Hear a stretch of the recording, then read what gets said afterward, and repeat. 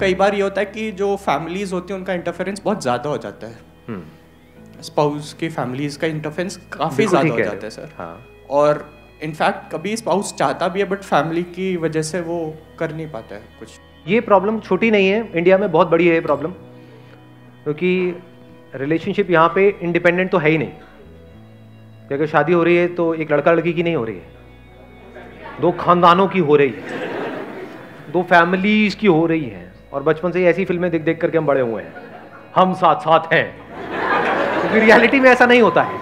Movie में तो कुछ भी दिखा सकते हैं ना। तो ये बहुत बड़ी कॉम्प्लिकेशन है। तो इस कॉम्प्लिकेशन को कैसे ठीक किया जाए? आपके सेशन दिखाए, उससे तो समझ नहीं। ये भूल के भी गलती मत करना। इन्होंने कहा कि आपके सेशंस दिखाएं, इतने जूते पड़ेंगे जितना हम सोच भी नहीं सकते। वो कहेगा ये कौन होता है हमारे बीच में आने वाला, कौन है ये, और तू क्यों इतना सुनती है इसको? वो खुद देखे तो बात अलग है। और ये बहुत इंटरेस्टिंग बात है। जब भी कोई सेशन अटेंड करते हैं वो ये नहीं सोचते कि मेरे को खुद को बदलना है, कहते ये वीडियो तो मैं जरूर अपनी बीवी को दिखाऊंगा। बीवियां सबके बुरी है, हाँ, पति सबके बुरे हैं, ये तो मैं अपने पति को दिखाऊंगी। भाई खुद तो देखो, खुद तो समझो बात क्या हो रही है यहाँ पर। तो अगर सामने वाला नहीं समझ रहा है, अब क्या करें? एडजस्टमेंट हो जाती है वहीं पे। अब आ गया एडजस्टमेंट करो। अब एडजस्टमेंट कब तक करोगे और किस हद तक करोगे? क्योंकि अगर if you are talking about adjustment, तो अगर वंस यू स्टार्ट एडजस्टिंग तो सामने वाले की एक्सपेक्टेशंस आपसे बढ़ती है कम होती है? हाँ, आपकी इमेज ऐसी बन जाएगी, और ये तो बहुत ही अच्छी है, ये तो एडजस्ट कर लेती है। अब पूरी दुनिया आपको एडजस्ट ही करवाती रहेगी अपने हिसाब से, और ये बुरी तरीके से फंसेगी कहीं ना कहीं जा करके, क्योंकि कभी ना कभी एक लिमिट होती है ना, रस्सी को खींचने की एक लिमिट है, कभी ना कभी टूट जाएगी। तो अब क्या किया जाए? अब यहां पे अगर आपकी प्रायोरिटी सेट है कि इन रिलेशनशिप्स में से सबसे इंपॉर्टेंट ये है, number 1, number 2, number 3, number 4, number 5, और बहुत बार क्या होगा आप देखोगे कोई दूर के रिश्तेदार आपके घर में आए, उनकी वजह से आप अपनी बीवी से लड़ रहे हो। पागल नहीं हो? खुद सोचो, मतलब वो क्या मजे लेने के लिए आए, वो तो आए आपको लड़वाने के लिए हैं। तो यू मस्ट प्रायोरिटाइज। हो सकता है कोई 100वें नंबर के बंदे की वजह से आप पहले वाले से लड़ रहे हो, तो पहले तो इसको आपने प्रायोरिटाइज किया। अब ये जो पहले नंबर पे है पर्सन, यही सबसे इंपॉर्टेंट है ना आपके लिए। इस रिलेशनशिप को पूरी जिंदगी चलाने के लिए क्या क्या ऐसी क्वालिटीज हैं या क्या क्या ऐसी कंडीशंस हैं जहां पे मैं कोई कॉम्प्रोमाइज करने को तैयार नहीं हूं? For example, extra marital affair, I will not compromise under any circumstances. It must be very clear. नहीं तो वो एडजस्टमेंट कहां तक जाएगी उसकी कोई लिमिट नहीं है जी। सामने वाला तो कहेगा एडजस्ट करो। तो आपने वहां पे प्रायोरिटाइज कर दिया कि ये चीज है जो सबसे इंपॉर्टेंट है इस रिलेशनशिप को एंड तक ले जाने के लिए। ये नंबर 1 पे है, ये नंबर 2 पे है, ये नंबर 3 पे है, नंबर 4 पे है, नंबर 5 पे है, नंबर 10। तो 10वें नंबर की अगर कोई चीज है उसकी वजह से तो हम नहीं लड़ रहे कहीं। बट अगर कोई पहले नंबर की चीज है तो अब क्या करोगे? एडजस्ट करोगे वहां पर? वहां पे लड़ना पड़ेगा, तो लड़ने के लिए तैयार रहो। You must be very clear कि ये पहले नंबर पे है। इस रिलेशनशिप को अगर एंड तक चलाना है, ये आपने क्लियर सामने वाले को बताया हुआ है कि I will not be able to compromise on this, मान लो ट्रस्ट, और दिस और दिस। मान लो तीसरे नंबर पे कोई है प्रॉब्लम, वो तीसरे नंबर पे क्या हो सकती है? बदतमीजी से बात करना। रिस्पेक्ट इंपॉर्टेंट है लेकिन ट्रस्ट के जितनी नहीं है ना, क्योंकि वो तीसरे नंबर पे है तो आपको पता है यहां पे कॉम्प्रोमाइज किया जा सकता है। जब दो लोग साथ में आते हैं रिलेशनशिप में तो लड़ाई झगड़ा भी हो जाता है, कभी कभी बहुत ज्यादा भी हो जाता है। ये सब पार्ट ऑफ गेम है। ज्यादा वहां पे सेंटी नहीं होना है बैठ करके कि ऐसा कैसे बोल दिया तूने मुझे। अरे बोल दिया, वो भी भूल गया, तू भी भूल जा। समझे मैंने क्या बोला है? कि ऐसा तो नहीं है कोई सिचुएशन है जो तीसरे नंबर पे है उसकी वजह से आप रिलेशनशिप को ही खत्म कर रहे हो। प्रायोरिटाइज किया है हमने या नहीं किया है? ज्यादातर लोगों ने नहीं किया है, ऐसा सोचते ही नहीं है। लड़ रहे होते हैं छोटी छोटी चीजों की वजह से कि तुम मुझे प्यार नहीं करते। प्यार क्या होता है? What do you mean by love? प्यार नहीं करते, प्यार कर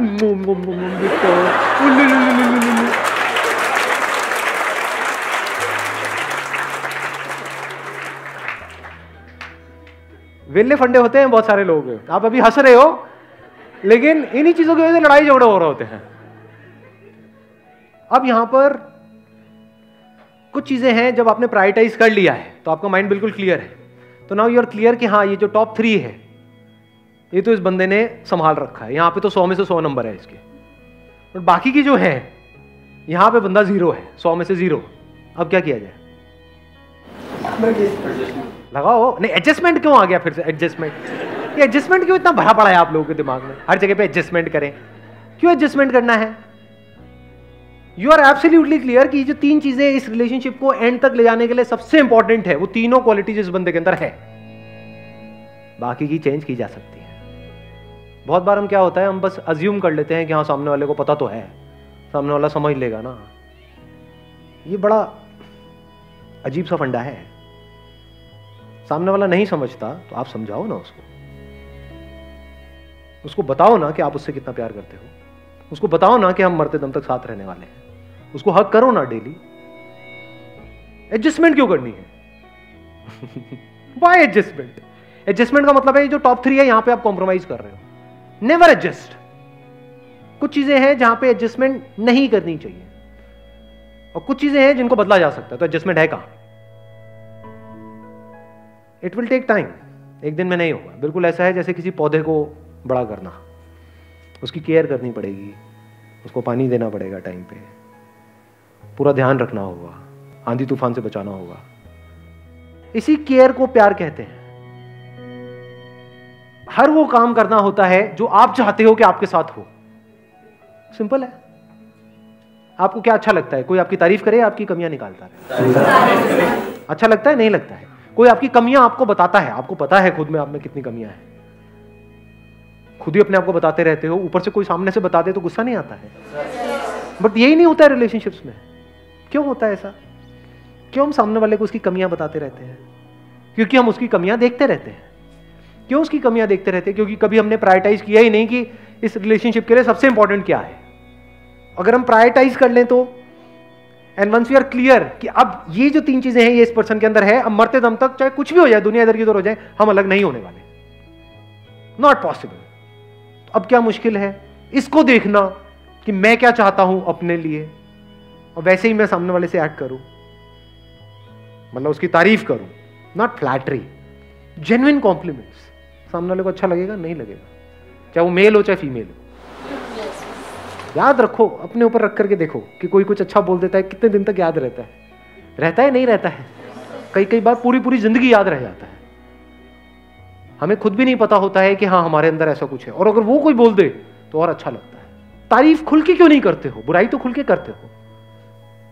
जब अंदर से we are really thankful from the bottom of our heart to the other person कि थैंक यू सो मच कि तुम मेरी लाइफ में हो, it means a lot to me, it means the world to me, और आप ये सब बोल नहीं रहे हो, बस उसकी आंखों में इस तरह से देख रहे हो सोच करके, तो कुछ होगा वहां पर या नहीं होगा? सामने वाले को कैसा फील होगा? या फिर बैठे हैं, सामने वाला परेशान है, बस उसके हाथ पे हाथ रख दिया, हाथ पकड़ करके बैठे हुए हो थोड़ी देर के लिए, क्या हो गया? इसमें एडजस्टमेंट कहां है? अगर इस तरह से हम चलने लग जाएं तो सामने वाला भी ऐसा करना शुरू कर देगा? नहीं करेगा। किसी दिन आप उसको हक करना भूल जाओगे तो उसको याद रहेगा। अब आपके फंडे ना लाइफ के क्लियर हो जाते हैं, एक बार प्रायोरिटाइजेशन हो जाता है। आपको पता है हाँ मेरे को सामने वाले से 3 ही एक्सपेक्टेशंस है, बस खत्म। प्रॉब्लम पता है क्या है? जड़ क्या है सारी प्रॉब्लम्स के लिए? आपको यही नहीं पता है आपको सामने वाले से कितनी एक्सपेक्टेशंस है, आपको यही नहीं पता है आपको सामने वाले से चाहिए क्या है। तो अगर वो सब कुछ भी कर देगा तब भी आपके लिए कम पड़ जाएगा। लोग कहते हैं एक्सपेक्टेशन नहीं होनी चाहिए। क्यों नहीं होनी चाहिए? होनी चाहिए। अगर आपके सामने वो घर में बैठ करके अपनी जो भी उसकी गर्लफ्रेंड है पुरानी, उसके साथ में हाथ डाल करके सुट्टा मार के अपने मुंह पे धुआं छोड़ेगा और वो भी छोड़ेगी, दोनों मिल करके छल्ले बनाएंगे धुएं के, और आपको कहेंगे देख के तारीफ करो इन छल्लों की,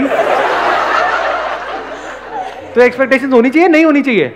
ये सब नहीं चलेगा। तो एक्सपेक्टेशंस होनी चाहिए, बट क्लियर होनी चाहिए। You must be clear.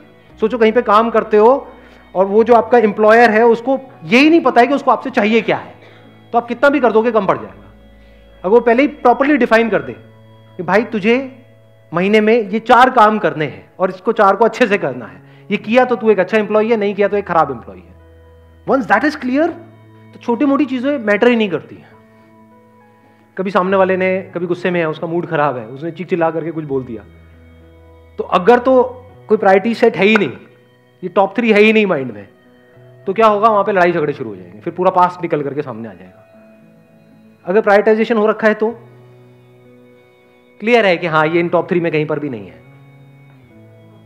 बोल दिया थोड़ा बहुत, क्या हो गया, हंसोगे वहां पर, उसके मुंह पे नहीं तो जूते पड़ेंगे, मैं गुस्सा कर रही हूँ तुम, नहीं ठीक है, कोई अब ठीक है मूड, हाँ अब ठीक है। छोटी मोटी चीजें मैटर ही नहीं करेंगी लाइफ, प्रॉब्लम हमारी सारी छोटी मोटी चीजों की वजह से है। बड़े तक तो हम कभी जाते ही नहीं है, बड़ा तो कुछ सोचते ही नहीं है, छोटा चिंदी सोच है। नहीं, सुबह से रात तक जो आप दुखी होते हो वो किस लिए होते हो, कभी सोचा है, अपने माइंड में झांक करके देखा है? आप में से कितने हैं वो दुखी है इसलिए क्योंकि वो अमेरिका के प्रेसिडेंट नहीं बन पाए? एनीबॉडी? दुखी किस लिए है? अरे वो मैं वहां पर जा रहा था, मेरे ना कहीं बटुआ गिर गया, उसमें 25 रुपए थे।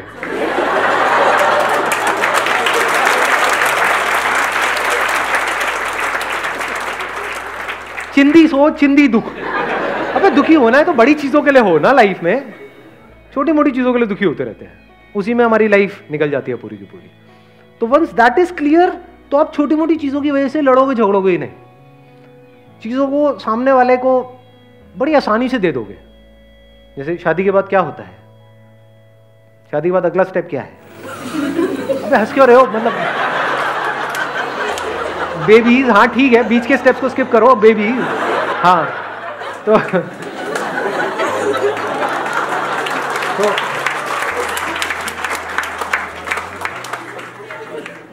तो बच्चों को लेकर के कितने लड़ाई झगड़े होते हैं लोगों के, पावर गेम चल रही होती है वहां पे।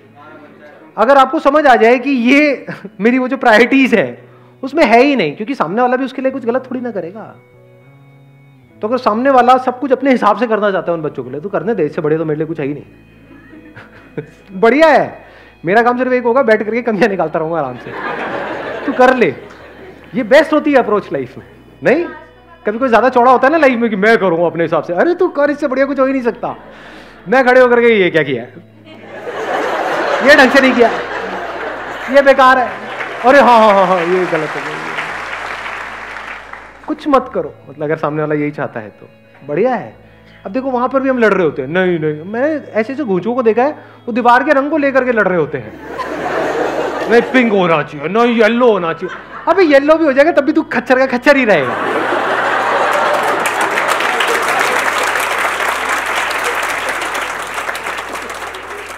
तो वहां पर बड़ा हल्का फुल्का हो जाता है सब कुछ। हंस लो रोक करके क्या करोगे, निकल जाने दो हंसी को। और एक और चीज वहां पे आपको बता देता हूं लाइफ का, last but not the least, सबसे इंपॉर्टेंट क्या है एक रिलेशनशिप को अगर आप पूरी लाइफ के लिए चलाना चाहते हो तो? नहीं, ये सब थ्योरेटिकल बातें हैं, अंडरस्टैंडिंग ये सबसे इंपॉर्टेंट है सेंस ऑफ ह्यूमर। अपने एक्सपीरियंस के बेस पे बोल रहा हूं।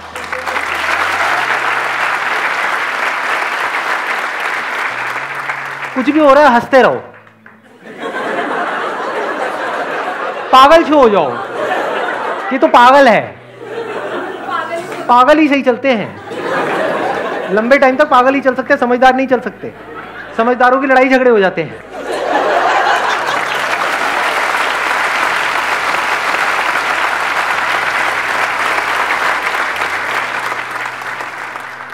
सेंस ऑफ ह्यूमर, अब वो सेंस ऑफ ह्यूमर कब आपके अंदर हो सकता है, कभी सोचा है? ये सेंस ऑफ ह्यूमर मर जाता है बहुत लोगों में, शादी के बाद तो बिल्कुल ही मर जाता है।